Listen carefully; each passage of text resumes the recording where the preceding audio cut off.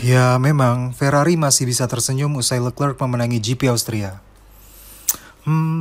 Tapi kayaknya nggak full senyum deh. Karena sebenarnya mereka punya chance untuk finish 1-2 di balapan kemarin dan meraup poin sebanyak mungkin untuk memangkas jarak dari Red Bull di klasemen konstruktor. Karena di saat yang bersamaan sebenarnya Red Bull gagal juga menempatkan dua pembalapnya di zona poin. Seperti kita tahu, Sergio Perez harus masuk garasi lebih dini pada lap ke-24 setelah mengalami senggolan dengan George Russell di awal balapan. Sementara Max Verstappen sendiri mendulang 19 poin usai finish kedua dan mencatatkan fastest lap. Saat ini Ferrari hanya tertinggal 56 poin dari Red Bull dengan koleksi 303 poin di klasemen konstruktor. Nasib kurang baik yang dialami Sainz ini terjadi di lap ke-57. Pada saat itu Sainz sudah semakin dekat dengan Max Verstappen di depannya. Ya tinggal sat-set aja sebenarnya bisa tuh dapat posisi kedua. Tapi sayangnya sebelum memasuki tikungan keempat mobilnya terlihat melambat. Beberapa saat kemudian api keluar dari area engine cover kemudian merambat ke sidepod. Sainz pun berhasil keluar dengan cepat dari mobilnya. Dan api berhasil dipadamkan oleh Marshall sesaat setelah itu. Ya, ekspresi kekecewaan tidak bisa disembunyikan dari wajahnya. Sembari duduk di area off-track, tidak jauh dari mobil yang terbakar, tampak Sainz termenung nih, meratapi nasibnya yang gagal finish di Red Bull Ring. Nasib kurang mujur yang dialami Carlos Sainz ini jelas ya, menyisakan kekecewaan dan rasa tidak percayalah di benaknya karena sejatinya dia sedang mengejar Max Verstappen untuk meraih posisi kedua dan sampai akhirnya tiba-tiba mobilnya mengalami masalah.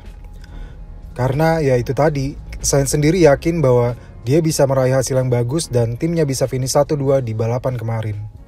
Tidak ada feedback yang datang dari mesin. Kejadian itu begitu tiba-tiba dan aku kehabisan kata-kata. Sebab kejadian itu mengakibatkan kita kehilangan poin banyak dan hasil maksimal untuk tim. Karena sejatinya finish 1-2 sangat mudah pada balapan itu.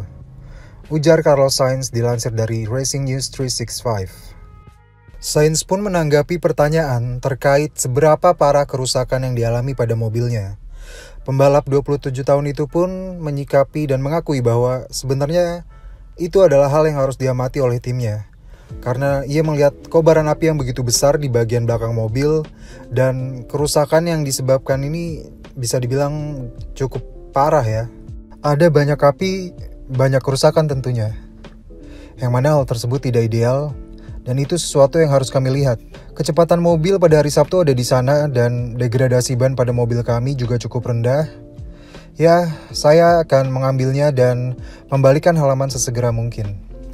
Ujar Carlos Sainz setelah kejadian di GP Austria kemarin ya yang menimpanya. Jadi intinya nih Sainz ini udah menerima bahwa kejadian kemarin itu tidak cukup bagus buatnya dan dia akan mengalihkan fokus langsung ke balapan selanjutnya. Dia mau move on lah istilahnya. Ya, meskipun sudah ada niatan untuk move on ke balapan selanjutnya, tapi jelas kejadian di GP Austria kemarin merupakan pukulan telak nih buat Carlos Sainz. Ya sebenarnya nggak cuma buat Carlos Sainz kali ya, tapi buat para tifosi juga nih, tifosi Ferrari yang ya udah mengharapkan bisa finish 1-2 lagi gitu kan, tapi ya harapan itu harus pupus. Karena sebenarnya juga mereka memiliki kesempatan yang cukup besar nih untuk memangkas jarak poin mereka di klasemen konstruktor dengan Red Bull. Carlos Sainz sendiri sekarang ada di peringkat keempat di klasemen pembalap ya sementara. Dia cuma tertinggal 18 poin dari Sergio Perez di posisi ketiga. Dan ya kita lihatlah nanti di 2 minggu ke depan di sirkuit Paul Ricard. Mungkin Sainz bisa bangkit nih dari kegagalan dia ya di Austria kemarin. We never know, mungkin dia bisa menang lagi di Paul Ricard atau Ferrari finish 1-2, kita nggak pernah tahu nih. Jadi kita nantikan aja ya 2 minggu ke depan di sirkuit Paul Ricard gimana nanti Sainz akan fight back di sana, mungkin Ferrari juga gitu. Semoga ketidakberuntungan nih tidak terus-terusan menghampiri Ferrari nih. Yang sebenarnya udah mau menang, udah mau 1-2 tapi tiba-tiba dengan strategi yang salah atau ya itu tadi bad luck-nya mereka tiba-tiba menghampiri gitu ya. Semoga di Paul Ricard nanti enggak sih, dan ya kita nggak pernah tahu di akhir musim mungkin Ferrari bakal jadi juara minimal juara dunia konstruktor nih, ini minimal loh ya. Kalau juara dunia ya mungkin Leclerc bisa, tapi masih harus ditunggu lah ya. Konsistensinya Ferrari ini gimana nih sampai akhir musim. Oke.